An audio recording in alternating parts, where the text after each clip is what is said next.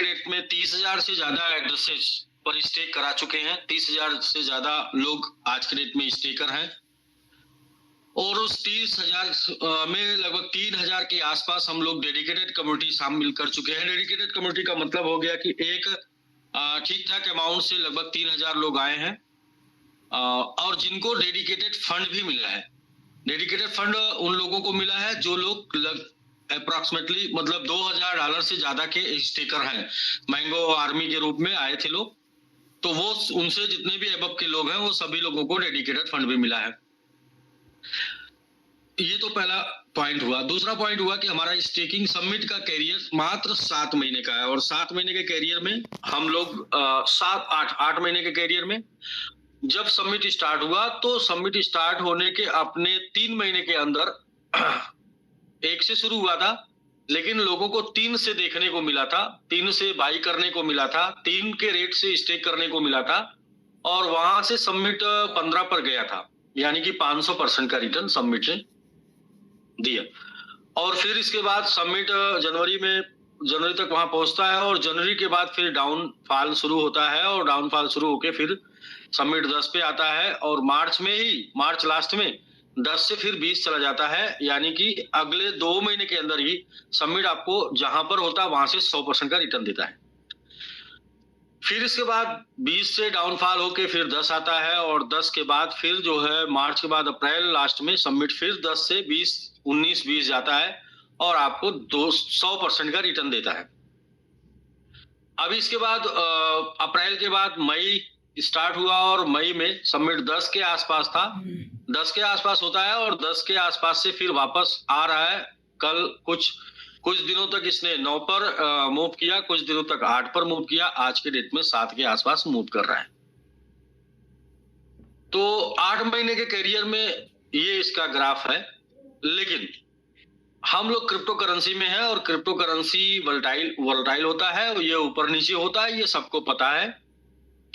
और जिन करेंसियों को लेके आज हम मोटिवेट होते हैं या मोटिवेट करते हैं या लोगों को फ्यूचर दिखाते हैं और जिन करेंसियों को लेके जिनकी मान्यता दुनिया में 10-15 साल बाद मिली है, उन करेंसियों के भी ग्राफ को थोड़ा सा देखते हैं और उन करेंसियों के ग्राफ को देखने के बाद समझ में आ जाएगा कि समिट कितना स्ट्रांग है। तो आइए कुछ शेयर करें क्या? जी सर, बिल्कुल। जी बिल्कुल करिए सर जी। और ये सारी चीजें जो है कॉइन मार्केट कैप में मौजूद हैं, लोगों को क्या है कि देखना नहीं है बस। सर सबसे पहले तो आप यूं समझ लें कि हम सभी लोग एक लंबे अवधि के लिए, एक लंबे टाइम फ्रेम के लिए एक साथ कलेक्ट हो रहे हैं, जिसमें स्टेकिंग में डेडिकेटेड कम्युनिटी के रूप में 16.5 साल और स्टेकिंग में 7 साल, मिनिमम 6.5 साल, 6.5 साल के लिए स्टेकिंग हो रहा है। तो अब आइए देखते हैं, यदि हमने यहाँ पर समिट को आल पे लगाया है, समिट को आल पे, तो आप देखेंगे समिट आल पे आज के डेट में इस तरीके का इसका ग्राफ बन रहा है। लेकिन वहीं पर जिन कॉइनों को आधार मान के क्रिप्टो करेंसी आज पूरी दुनिया में चल रही है, उन कॉइनों की अगर हम बात कर लेते हैं कंपेयर में, बीटीसी की बात कर लेते हैं और बीटीसी को आल पर लेके चले जाते हैं। समिट के कंपेयर में करेंगे तो कोई रिटर्न नहीं ज्यादा दिया अभी तक, इसलिए समिट से तुलना करेंगे तो किसी का रिटर्न ज्यादा नहीं है, क्योंकि समिट तो ऐसे चला है ना सर। और लोग देखिए एकदम फ्लैट चले, फ्लैट, और जो ये लोग फ्लैट चले हैं और समिट ऐसे चला है। ये देखिए समिट का चाल। समिट क्या है कि आपको हमेशा रिटर्न निकालने का मौका देता है।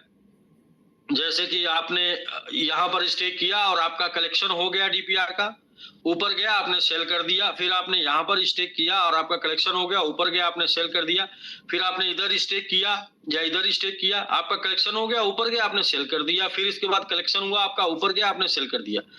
तो आपको बार बार जब मौका मिल रहा है ऊपर की प्राइस पर अपने स्टेकिंग को, अपने टोकन को स्टेक करा के बड़ा प्रॉफिट लेने का, फिर कोई दिक्कत नहीं है। हम सीधा डायरेक्टली चलते हैं कुछ कॉइनों के ऊपर, जो है जैसे बीटीसी आता है और पहले आपने समिट का ग्राफ देखा, अब आइए बीटीसी का ग्राफ देखते हैं। बीटीसी का ग्राफ जब आल पे आप आते हैं तो जब बीटीसी कॉइन मार्केट कैप में आया था तो ये सन है 11 आप देखिए 3/6/16/3/2021 यानी कि 23 मार्च 2011 को कॉइन मार्केट कैप में आता है। और इसके बाद इसका आप ये देखें 2011 के बाद फ्लैट कहां तक था? हाँ जी, फ्लैट 2013, 2 साल लगातार फ्लैट है सर, 2 साल लगातार फ्लैट है ये। और 2 साल लगातार फ्लैट होने के बाद एक छोटा सा ग्रोथ देता है, और छोटा सा ग्रोथ देने के बाद 2014 के बाद फिर ये लगातार फ्लैट है 2016, 2 साल लगातार।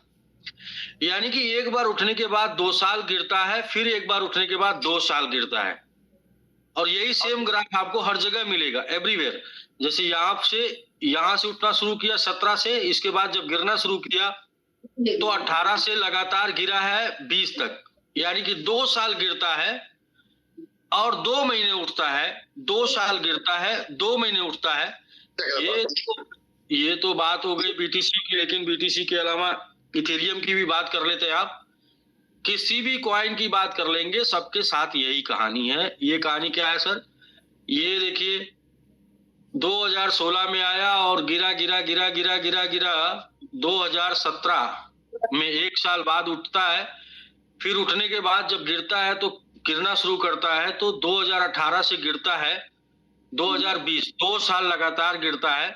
और इसके बाद फिर उठता है, उठने के बाद जब गिरता है यहां से लेके यहां से गिरा है ये 2022 से लेके 2023, 1 साल लगातार सिर्फ गिरा ही है। तो और कुछ और किसी से कंपेयर करना है, आप लोग आराम से कर लीजिएगा।